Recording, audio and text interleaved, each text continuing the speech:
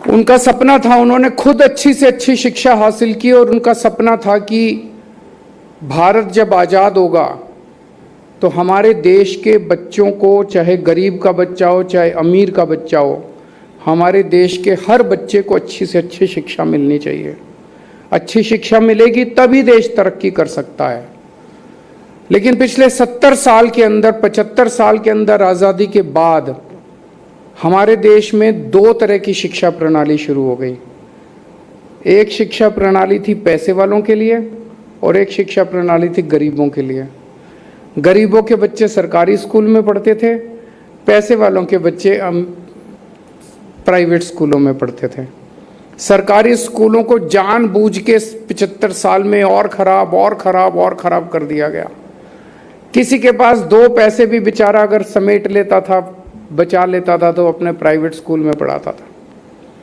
जब हमारी सरकार बनी, हमारे पास दो मॉडल थे। कई लोग मुझे आके कहते थे कि आप एक कानून पास कर दो कि आईएएस अफसरों के, मंत्रियों के, नेताओं के बच्चों को सरकारी स्कूल में डलवाया जाए। बोले जी देखो, अगर सारे आईएएस अफसरों के और मंत्रियों के इनके बच्चे सरकारी स्कूल में जाने लगेंगे तो अपने आप ही ठीक हो जाएंगे। मैंने कहा हम ये मॉडल लागू नहीं करेंगे, हम दूसरा मॉडल लागू करेंगे। हम सरकारी स्कूलों को इतना अच्छा बना देंगे कि ये सारे लोग अपने आप अपनी इच्छा से अपने बच्चों को सरकारी स्कूल में भेजना चालू करें। जब हमने ये सोचा था और इस भावना को लागू किया, हमें उम्मीद नहीं थी कि इतनी जल्दी हम ये अचीव कर पाएंगे। 5 साल की सरकार में ही हम अचीव कर पाएंगे।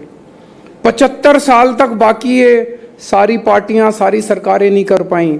हमें लगता था काफ़ी टाइम लगेगा, लेकिन आप सब लोगों का, टीचर्स का सहयोग मिला, पेरेंट्स का सहयोग मिला, जनता का सहयोग मिला, बच्चों का सहयोग मिला, प्रिंसिपल्स का सहयोग मिला, आप सब लोगों के, ऑफिसर्स का सहयोग मिला।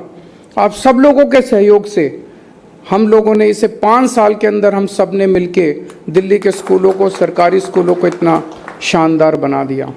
तो आज हालत ये है कि हमारे कई एमएलए ऐसे हैं जिनके बच्चे, हमने उनको फोर्स नहीं किया, वो इच्छा से अपने बच्चों को सरकारी स्कूल में पढ़ा रहे हैं। मैं कई वकीलों को जानता हूं जिनके पास खूब पैसा है, वो अपने बच्चों को इच्छा से सरकारी स्कूलों में, इस साल 4.25 लाख बच्चों ने अपने नाम प्राइवेट स्कूलों से कटवा के सरकारी स्कूलों में भर्ती करवाया। तो मुझे बेहद खुशी है कि बाबा साहब अम्बेडकर का जो सपना था कि इस देश के गरीब और अमीर बच्चों को एक जैसी अच्छी शिक्षा मिलनी चाहिए, वो सपना अब पूरा हो रहा है।